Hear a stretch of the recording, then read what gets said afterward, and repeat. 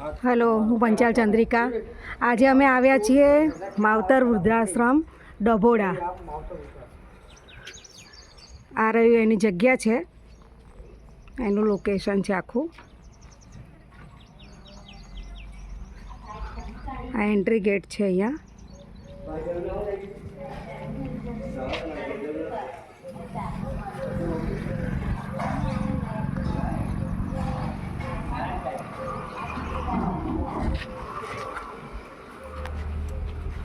જય શ્રી કૃષ્ણ. જય શ્રી કૃષ્ણ. જય સ્વામિનારાયણ.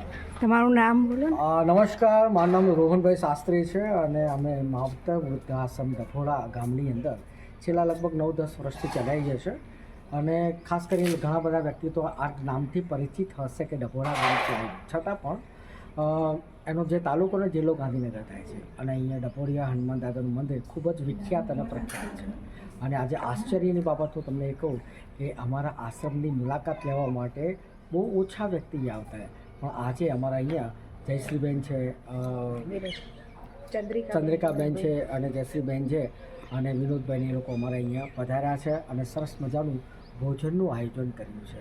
મેં જ્યારે એમની જોડે ટેલિફોનિક ચર્ચા કરી ત્યારે એમને ફક્ત એટલું જ કહેલું કે આજે મારી માનો જન્મદિવસ છે, આજે મારું પ્રાગટ્ય છે.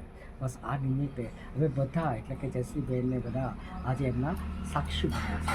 તમે જોઈ રહ્યા છો કે અહીંયા ડભોડા વૃદ્ધાશ્રમની અંદર ઘણા બધા દાદા ને બા નિઃશુલ્કપણે આશ્રય લઈ રહ્યા છે.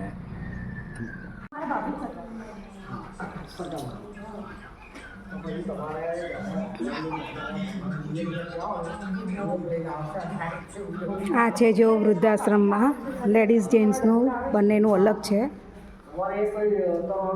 રસોઈ બી એ લોકો જાતે જ બનાવે છે અને સારી રીતે રહે છે.